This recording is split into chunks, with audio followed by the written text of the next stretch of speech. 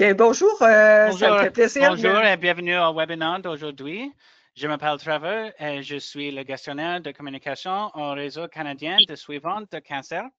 Merci à tous d'essayer au webinaire d'aujourd'hui, le plus récent webinaire de la série d'automne 2050 est le premier webinaire organisé par le RCSC en français. Si nos webinaires sont nouveaux pour vous, voici quelques informations de fond au sujet de notre groupe.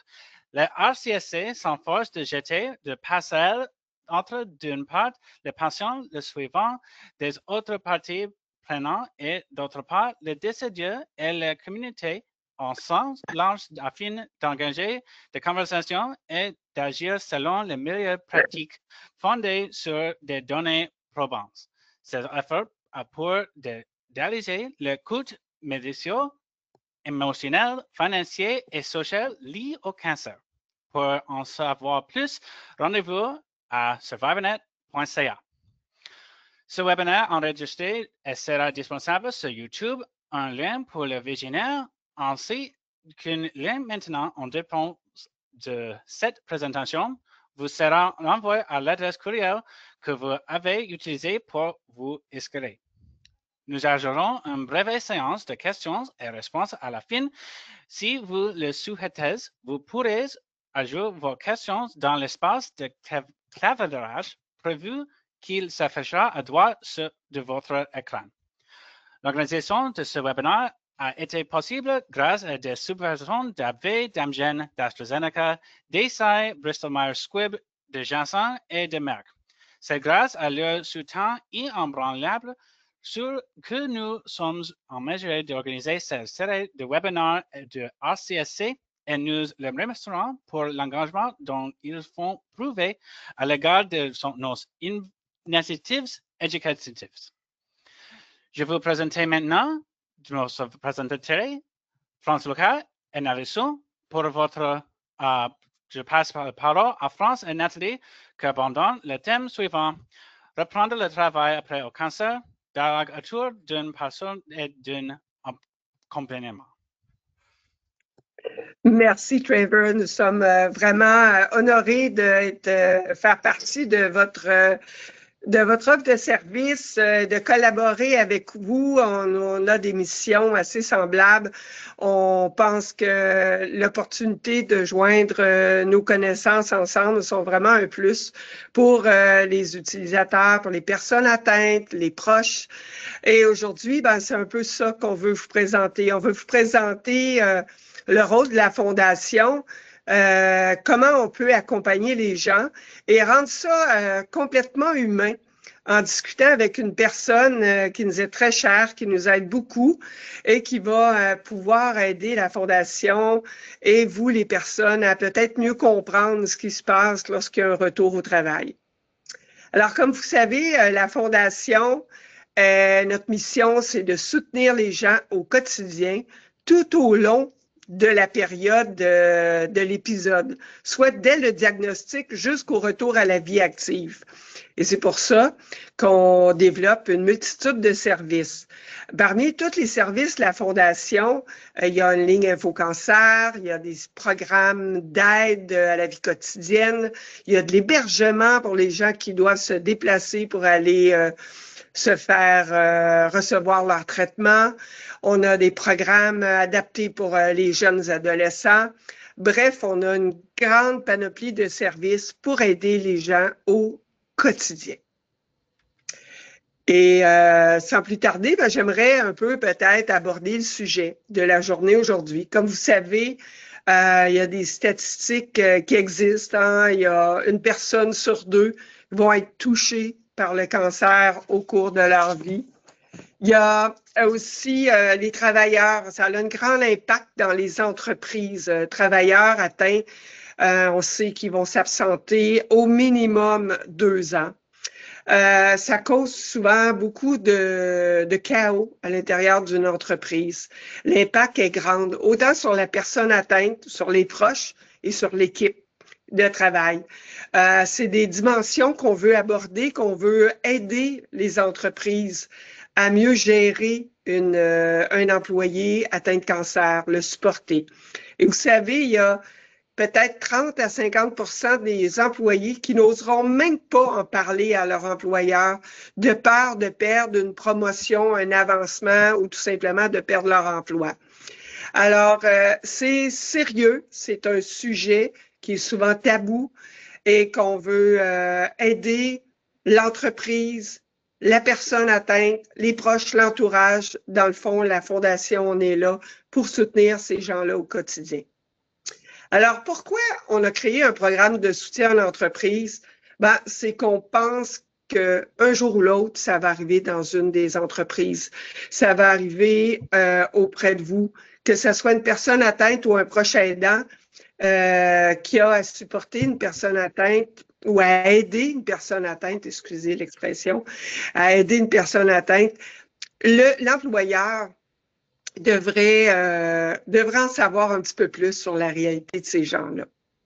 Ensuite, pourquoi notre programme de soutien? Ben, on veut vraiment aider, prime abord, les personnes atteintes de cancer. On veut aider les proches. On veut aider les entreprises à mieux soutenir les employés. Puis outiller les employés et les employeurs à passer, à mieux vivre cette expérience-là et surtout aider les employeurs à mieux comprendre la maladie et les conséquences possibles pour faciliter un retour au travail des personnes atteintes.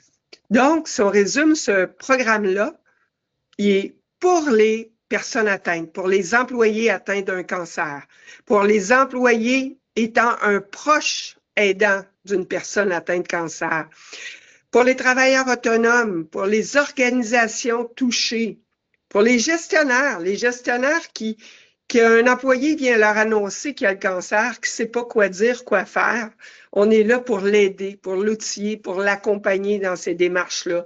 Et pour les collègues aussi. Souvent, si la personne a accepté de divulguer cette information-là à son équipe de travail, alors l'équipe de travail veut faire quelque chose. Comment on peut faire pour l'aider? Comment on doit y parler? Est-ce que je dois l'appeler ou non? Alors, toutes ces questions-là, on a un beau petit fascicule qui dit quoi dire, quoi faire quand le cancer frappe au travail. Mais aujourd'hui, on a la chance d'avoir Nathalie avec nous qui peut nous partager un peu plus les enjeux, les problématiques d'une personne atteinte de cancer dans un milieu de travail. Nathalie va vous parler un petit peu de son expérience, où est-ce qu'elle est, c'est quoi son travail. Elle va nous parler un petit peu comment elle a vécu cet épisode de vie et aussi quels sont les impacts du retour au travail. Alors Nathalie, ça me fait plaisir d'être avec toi aujourd'hui et de savoir, est-ce que tu veux nous raconter un peu qui tu es, comment tu as vécu cet épisode de vie-là, puis un peu nous parler là, de toute la réintégration au travail. Mais oui, alors d'abord, bienvenue à tous et à toutes. Malheureusement, je ne vous vois pas, donc je suppose que vous nous regardez. Alors, je suis très contente d'être ici avec France et Trevor qui a organisé ce webinaire. Effectivement, donc moi, je suis conseillère en commerce international pour un Orpex de la Rive-Sud, ici à Québec. Puis, je suis en commerce international depuis 15 ans. Donc, mon métier m'amène à voyager beaucoup, à faire des missions commerciales, à parler à beaucoup de grands décideurs et à échanger beaucoup. Puis, en 2020, j'ai eu 50 ans et j'ai eu un diagnostic de cancer colorectal. Puis, c'était tellement soudain, inattendu, parce que j'étais ce qu'on appelle asymptomatique. Je suis allée voir le médecin par hasard qui m'a fait faire une colonoscopie. Puis le chirurgien que j'ai rencontré, il m'a dit, c'était le 14 février, donc c'était un beau cadeau. Hein. Il me dit, Madame, vous faites quoi comme métier? Alors je lui ai expliqué ce que je faisais. Et il m'a dit, écoutez, je pense que vous devriez prendre un temps de repos parce que je vous mets sur la liste tout de suite pour une opération. Ah, d'accord. Dit comme ça paraît un peu froid. On était le 14 février. Il me dit, rentrez chez vous, je m'occupe de tout, je vous appelle. Il m'appelle pour le 12 mars. le 12 mars à 4 heures du matin, je dois me présenter à l'hôpital. Qu'est-ce qui arrive le 12 mars au Québec et dans le monde en général? La pandémie commence. Donc, je rentre à l'hôpital pour une aventure qui va durer 9 mois dans les hôpitaux, j'entends. Et mon aventure globale va durer à peu près 15 mois. Alors, première opération, je retourne à la maison dans un système qui commence à être bouleversé, évidemment. Première opération, donc, je reste quelques jours à l'hôpital, je rentre. Là, on me rappelle, on me dit, ben, écoutez, on a la preuve que c'est une tumeur cancéreuse, mais ça, c'est par téléphone que je le reçois. Comme en 2 minutes, ça a été dit. Puis moi, j'ai pas compris tout de suite qu'il allait avoir une suite, évidemment. Et puis finalement, le médecin me rappelle, il me réexplique. Puis au fond, ben, je ne comprenais rien parce que je ne l'avais pas devant moi. Là, tout le monde était en panique. Je venais de subir cette première opération qui m'a mis quand même à terre parce que, mettons que quand on commence à les opérations qui vont vite et dans un temps restreint, on est comme affaibli. Donc, moi, j'étais habituée à travailler très, très fort. D'ailleurs, j'ai travaillé jusqu'à la veille de mon opération. L'erreur que j'ai faite, c'est de ne pas prendre la mesure de ce qui m'attendait et de ne pas comprendre tout de suite. Mais au fond, je me suis mis moi-même un poids sur les épaules qui ne m'appartenait pas parce que je ne comprenais pas et le médecin ne prenait pas le temps de me l'expliquer comme il faut. Après, avec le temps, quand je suis retournée une deuxième opération au mois de mai, là, je suis restée plus longtemps parce que c'était une plus grosse opération qui a duré longtemps. Je suis sortie de l'hôpital avec une stomie d'ailleurs. Puis il n'y avait personne pour expliquer comment ça marchait parce que réduction de personnel, la pandémie faisait que plein de gens étaient tellement malades qu'on allait, on venait. C'était un peu bizarre comme situation. Puis quelques jours après, ben, je commençais une chimio qui devait durer 6 mois. Elle a duré 6 mois, mais ça a été chimio, examen, donc l'hôpital toutes les semaines, toute seule, parce qu'à partir du 12 mars, il n'y avait que les malades qui étaient autorisés à aller dans les hôpitaux. Donc, j'ai vécu cet épisode qui s'est fini au mois de décembre avec la reconnexion, puis la fin de la chimio. Encore une fois, assez, moi je dirais qu'on a fait ça sur un coin de table quasiment. Je n'ai pas eu le soutien que j'aurais dû avoir parce qu'il y avait plein de gens qui n'étaient pas présents au travail. Et puis, moi, je vous dirais que j'ai appris ce que c'était que la résilience. J'ai appris à me débrouiller toute seule avec les seringues et certaines choses que les infirmières auraient dû faire, mais que comme elles n'étaient pas là, il fallait qu'on le fasse nous-mêmes. Donc, là, je me suis dit, OK, là, je viens d'apprendre quelque chose. Je suis tombée de mon piédestal, déjà, parce que moi, dû à mon travail, ben, j'avais une situation assez quand même bien établie, puis je parle à des gens d'affaires, donc plus de voyage, plus de contact, malade. Ben, mettons qu'on revient à la base. Donc, ma fierté, on a pris un coup, c'est vrai. Puis après, je me suis dit, hey, j'ai croisé quand même, pendant toute cette épreuve, donc de mars à décembre, pris dans un tourbillon que je ne comprenais pas trop, mais j'ai appris beaucoup. Puis, et je dois dire une chose, j'ai découvert la fondation pendant des traitements de chimio, où on devait rester assis, couché pendant 4 heures. Puis là, j'ai découvert une petite dame qui se promenait, toutes habillées en cosmonautes, hein. Elles étaient toutes habillées avec les masques et tout. Puis elle nous faisait des petits massages. Puis qu'est-ce que ça nous faisait du bien aussi de voir quelqu'un qui venait nous parler, parce que les infirmières faisaient leur job, ben, elles nous laissaient toutes seules. Puis nous, on était comme isolés. Puis il n'y avait personne qui osait parler à personne, évidemment. Hein. On était dans un système de plus de peur et d'incompréhension qu'autre chose.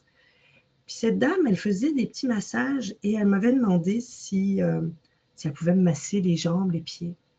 Puis j'ai dit, ben oui, allez-y, écoute, moi, de toute façon, je suis là pour 4 heures. Hein. Et là, je l'ai trouvée tellement douce, tellement gentille. Puis je lui ai demandé d'où elle venait, pour qui elle travaillait. Puis elle me disait qu'elle était de la fondation, puis qu'elle donnait de son temps. Puis j'ai trouvé ça tellement le fun, tellement humain, tellement. C'était ce que j'avais besoin, moi. Okay? Peut-être que vous, c'est autre chose. Peut-être que ce serait de l'art, c'est s'occuper de ses cheveux, voir parler différemment d'autres sujets. Moi, c'était ça. Puis ça m'a frappée parce que je me suis dit, voilà une personne, pour l'instant, c'est la personne la plus importante de ma vie. Puis là, je me suis dit, faut qu'il y ait quelque chose de... Je ne peux pas rester comme ça, il faut que je me renseigne.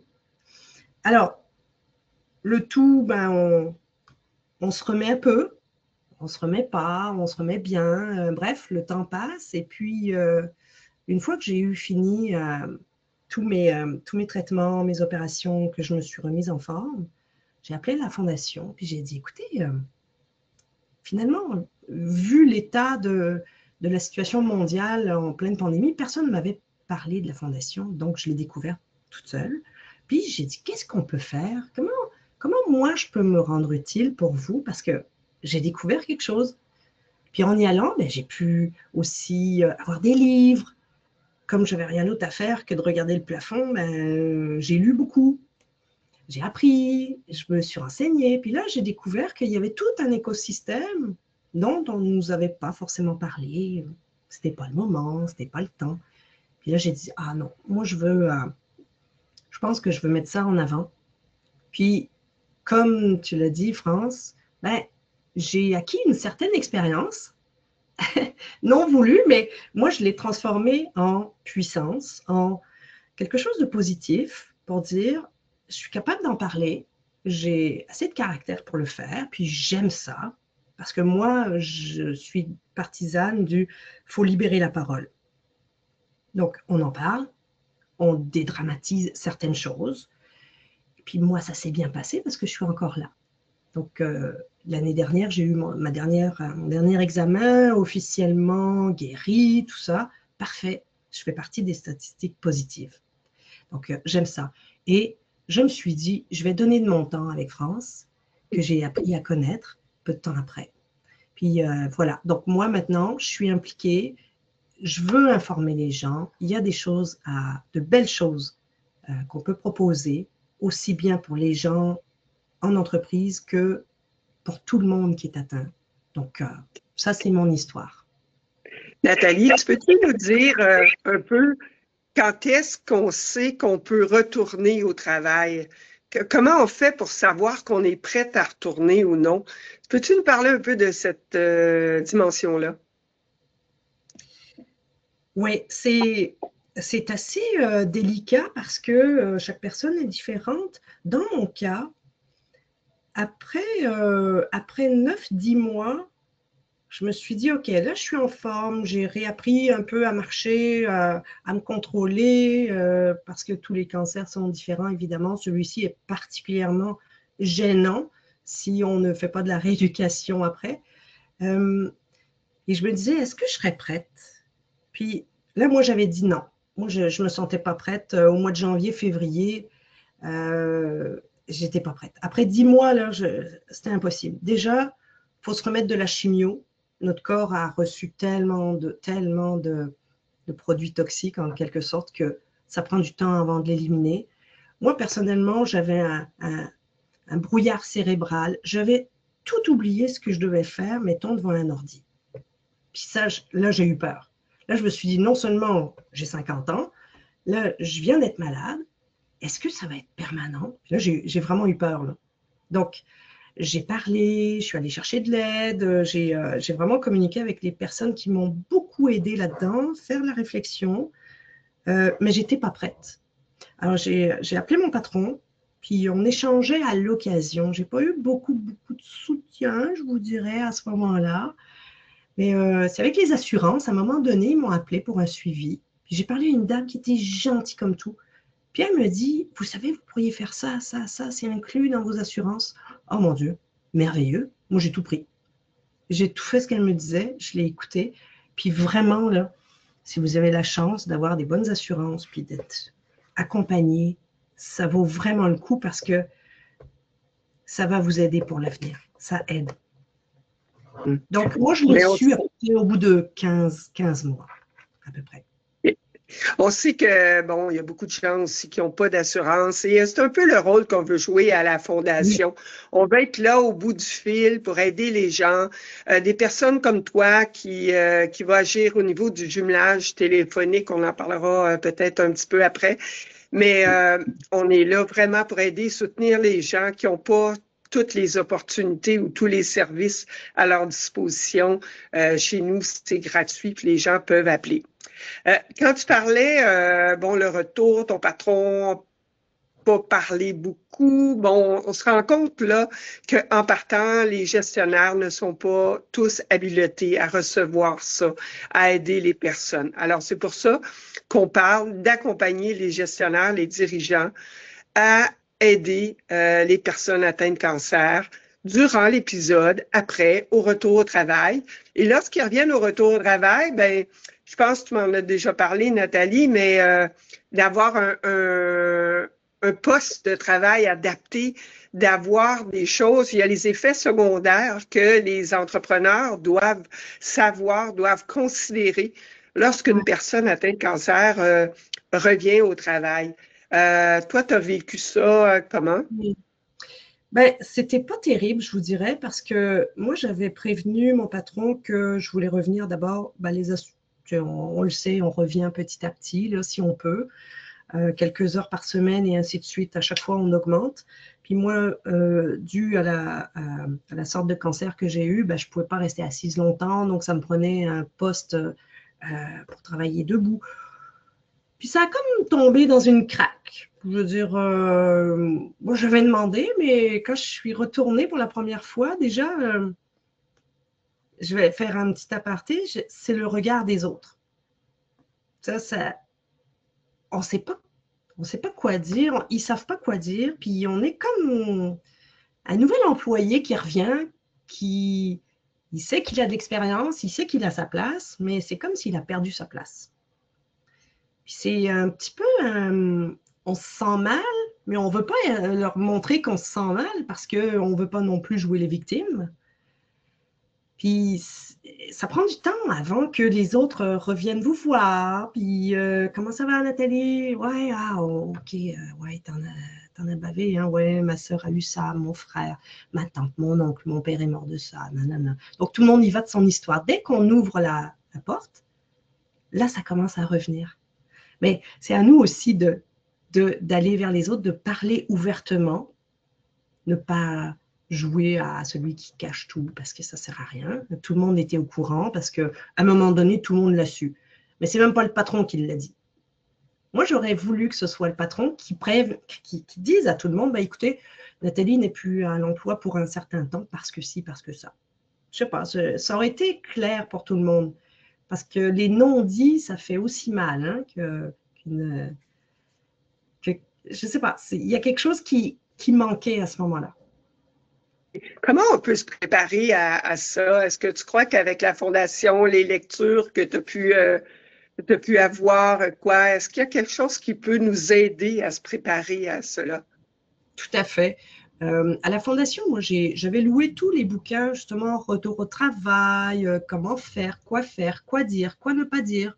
Et effectivement, ça m'a aidé beaucoup parce qu'on n'a pas forcément le langage à ce moment-là pour dire qu'est-ce qui nous est arrivé. Est-ce qu'on veut d'abord partager ce qui nous est arrivé? Est-ce qu'on veut le dire? Moi, je suis quelqu'un de très, très ouverte, très franche, très dynamique. Alors oui, je voulais le partager en disant oui, voici ce qui est arrivé, voici pourquoi j'ai été absente aussi longtemps, pour ceux qui ne le savaient pas. Puis ça dégonfle un petit peu la balloune de ceux qui auraient pu parler entre eux, ou les ragots, ou je ne sais pas. Mais les livres, effectivement, parler à quelqu'un, faire ce que je suis maintenant comme jumelle téléphonique, quelqu'un qui peut venir me parler. On ne se connaît pas, puis on va discuter du même sujet, puis vas-y, vide ton sac.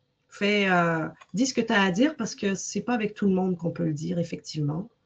Les RH aujourd'hui, faudrait qu'ils soient plus attentifs à certaines composantes des absences long terme pour justement le cancer. Puis, ils ne sont pas assez au courant de ce côté humain quand on revient. Il faut considérer que le retour au travail d'une personne qui a eu un cancer n'est pas la même réalité que quelqu'un qui revient soit d'un burn-out, d'un congé de maternité ou d'un accident. Il y a une dimension différente. Et de plus en plus, comme tu dis, les RH devraient être sensibilisés et outillés à ça. Ouais. C'est un peu le rôle qu'on veut jouer à la Fondation auprès des entreprises. Dis-moi, si, supposons, je te demanderais, qu'est-ce qu'un employeur devrait savoir et devrait être capable de faire lorsqu'il y a un retour d'une personne au travail? Il y a deux choses dans ce que tu dis, France. Il devrait être capable, en premier, d'avoir une conversation très ouverte, très franche avec l'employé qui va s'absenter, en disant, ben, écoute, on te soutient, on sera là pour toi à ton retour. Juste des fois des paroles d'encouragement, de dire, bon, écoute, voilà, ça arrive à toi, ça aurait pu arriver à n'importe qui autour de nous. Mais d'avoir comme une entrevue de voici les faits, je vais m'absenter. Parce qu'on ne sait pas si on revient. On est d'accord? Ça aussi, là, ça compte. Et au retour, de prévoir ce retour avec un autre meeting, peut-être avec l'équipe, peut-être faire une présentation sur l'heure du lunch. Bon, Nathalie est de retour, voici ce qui s'est passé. En gros, tout va bien. Maintenant, elle reprend son poste. Vous pouvez de nouveau lui envoyer des leads ou je ne sais pas, ça dépend de votre travail aussi. Et d'aplanir un peu les nouvelles, puis de dire, voici. Le patron devrait être le leader du projet, un peu, ça c'est mon défaut professionnel de parler comme ça, mais de dire, voici mon employé qui est là depuis tant d'années, je lui dois au moins ça, ma présence, ma parole, mon accompagnement, mon soutien. Et je trouve que ça manque auprès de nos gens d'affaires. Ils ne savent pas qu'ils peuvent le faire, j'ai l'impression. C'est vraiment bien, puis c'est des choses qu'on va suggérer justement, prendre le temps de faire l'entrevue de retour au travail, évaluer les besoins physiques et psychologiques, d'aider la personne des fois à continuer à venir à un programme d'entraînement, de faciliter, d'être un facilitateur dans son retour au travail. Effectivement, c'est vraiment quelque chose qui est super important. Et en terminant, peux-tu me dire, quand tu as parlé tout à l'heure de ton investissement ou ton implication à titre de jumelage, peux-tu nous expliquer un peu plus c'est quoi ou concrètement, là, qu'est-ce que ça veut dire être jumelle à la Fondation? Oui, alors concrètement, c'est selon le type de maladie qu'on a eu, la Fondation peut nous mettre en contact avec quelqu'un qui a communiqué avec la Fondation en disant, ben moi, je suis un peu seule, j'ai envie de parler avec quelqu'un qui a vécu la même chose que moi. Ben, ça tombe bien, par exemple, Nathalie a eu un cancer colorectal, vous êtes en traitement, vous avez eu ou vous allez avoir des traitements. Voici, je vais vous mettre en contact. Moi, souvent, je texte, bonjour, je m'appelle Nathalie, on peut se parler quand vous voulez. Puis fin de soirée, matin, le samedi matin avec le café, on s'appelle. Puis souvent, c'est de dire, ben, je suis là pour t'écouter. France, vas-y, je t'écoute. Qu'est-ce qui te préoccupe? Puis on discute, puis ça vire un peu à droite à gauche. Et puis c'est, ouais, mais là, je veux savoir d'abord, toi, qu'est-ce qui t'est arrivé? Alors, quand je raconte mon histoire, là, ah, ok, ah ouais, je peux faire ça? Ah, ben oui. Écoute, si tu as eu une stomie, mettons, il y a des gens qui ne savent toujours pas, comment poser une stomie, comment poser un sac, ou l'enlever, ou une fois la reconnexion. Qu'est-ce qui se passe? Les petits détails qu'on ne vous dit pas à l'hôpital. Les petits détails qui vous manquent, qui sont écrits nulle part. ben, par expérience, on l'a vécu. Donc, c'est sympa parce que à un moment donné, les gens comprennent qu'on n'est pas là dans le jugement. On est là d'égal à égal. On est dans une neutralité puis une bienveillance entre nous. Puis ça fait du bien de parler. Ça fait du bien de dire, hey, j'ai quelqu'un qui peut m'écouter. Je la connais pas, elle ne me connaît pas. On ne s'est jamais vu. On ne fait jamais de visio. Hein, c'est que par téléphone. Puis c'est de dire, hey, ça m'a fait du bien. C'est grâce à la Fondation. Hein, il y a beaucoup de gens qui appellent et qui ont besoin d'une oreille bienveillante. Puis, ce qui est intéressant aussi, tu parles d'explication de colorectal, mais ça peut aussi très bien être quelqu'un qui est un employé ou même un employeur, puis aurait le goût de parler de justement le volet psychosocial ou humain autour de la maladie sans que ça soit le même cancer. Alors, Oui. on peut facilement là, partager ces informations-là. Tout à fait. Ça peut être le conjoint, la conjointe qui sait tout simplement pas comment faire, qui est assis à côté de la personne qui est malade et qui sait pas quoi dire, comment la consoler ou pas. Parce que des fois, on n'a pas envie d'être consolé. Des fois, on a juste envie d'être dans le silence. Des fois, on a envie de parler. C'est juste de dire, ben, regarde, fais ce qui te semble le mieux, puis pose des questions. Qu'est-ce qu'elle veut, ta blonde, ton chum? Qu'est-ce qu'il t'a dit? Écoute-le, puis si ta blonde te dit ce matin, hey, j'aimerais ça que tu me fasses des pancakes, ben, fais-y plaisir, fais-y des pancakes. Peut-être qu'elle n'en mangera pas autant que tu pensais, mais fais-y, ça fera sa journée. Super, Nathalie. C'est vraiment le fun ce que tu nous partages, le volet humain, le volet un peu cocooning là, de ce que tu nous dis, puis comment tu nous partages les choses. Ça donne juste le goût de t'appeler pour être en jumelage avec toi. Alors, ben, sur ce, peut-être que je pourrais juste en résumer, vous expliquer un petit peu de façon plus précise ce que la Fondation peut faire. Alors, si on peut avancer les diapositives. Donc, comme vous savez, on peut aider les employeurs, mais aussi le service de la Fondation, les services du programme de soutien en entreprise, mais c'est aussi le service en général de la Fondation. C'est qu'on a une ligne Info-Cancer, comme une ligne Info-Santé, où les gens peuvent appeler. On est ouvert de 9h à 5h la semaine, mais ils peuvent poser des questions sur les traitements, sur comment ça peut se passer le retour au travail, sur les effets secondaires, sur la gestion, sur les traitements. Alors, toutes les questions que vous pouvez imaginer vouloir poser, l'équipe d'infirmières expérimentées va être là pour vous aider, puis au besoin, vous diriger peut-être vers un psychologue, un nutritionniste, un sexologue qu'on a. On peut vous offrir gratuitement un travailleur social qui peut vous aider à trouver des ressources aussi complémentaires, un peu comme trouver les bons webinaires qu'on retrouve avec notre organisme ici aujourd'hui et plusieurs autres organismes qui diffusent des très, très bons webinaires. On est là pour vous orienter, pour vous aider à trouver la bonne information. Le jumelage, vous savez, on a entendu parler, Nathalie, comment ça peut faire du bien, comment ça peut aider. Alors, c'est un service gratuit aussi. Ensuite, on a pour les gens peut-être à revenus modestes, on peut offrir de l'aide financière. On a aussi toutes les activités dans nos centres régionaux de thérapie complémentaire, de la kinésiologie, hein, de tout le bien-être pour retrouver son énergie avant de retourner au travail. C'est vraiment aidant, autant avec le yoga, l'art-thérapie.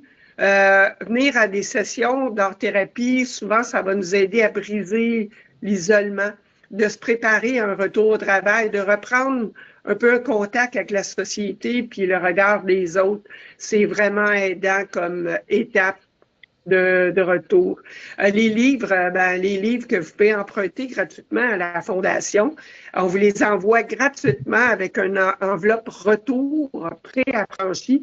Ces livres-là, ils pourront vous aider soit dans le lâcher-prise, dans le retour au travail, retour à la vie active, le ressourcement, autant la réorientation de carrière peut-être, ou la gestion des effets secondaires, la nutrition, tous les sujets que vous pouvez imaginer, on peut vous aider, soit avec des documents papier ou des documents électroniques ou des webinaires, des ressources validées qui vous racontent des choses vraiment conformes et vraiment bien établies. Alors, l'information sur le programme de soutien en entreprise, c'est gratuit. C'est gratuit, c'est offert à tout le monde, à toutes les entreprises, à toutes les personnes travaillant dans une entreprise. Bref, la Fondation, on est là pour soutenir les gens au quotidien, tout le long de la trajectoire et d'aider les proches à mieux aider les personnes atteintes de cancer. En gros, la Fondation, on est là pour vous aider, pour aider l'ensemble de la population. Et j'espère que vous vous souviendrez de notre numéro de téléphone, 1-800-363-0063. Le plus beau service que vous pouvez rendre à quelqu'un, c'est de lui dire qu'on existe. Là, je tiens à vous remercier. On va être disponible, autant Nathalie que moi, pour les questions. Alors, s'il y a des questions, gênez pas, on est là. Merci beaucoup pour votre présentation. Avez-vous des questions?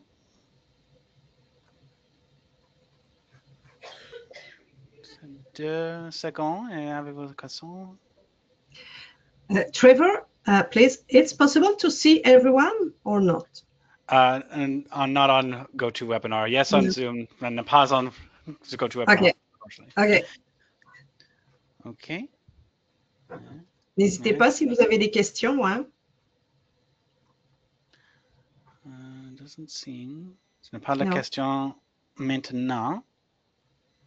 Well, I think we can wrap it up here en seconde. OK. Parce que je peux vous dire, là, essayez de ne pas jouer à Dr. Google, puis de ne pas jouer à Dr. IA. C'est pas nécessairement les meilleures choses à faire lorsqu'on est touché puis qu'on apprend un diagnostic.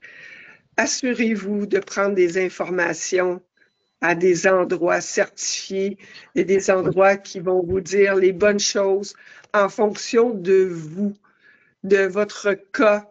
Les cas, ils ne sont pas tous pareils, puis il ne faut pas écouter les autres personnes qui nous disent « Ah oui, mais ma mère, elle a eu, ou mon frère a eu ça, puis on fait ça. » Alors, allez-y avec des bonnes informations, discutez avec des gens de cœur qui vont pouvoir vous aider. C'est tout ce que je vous souhaite.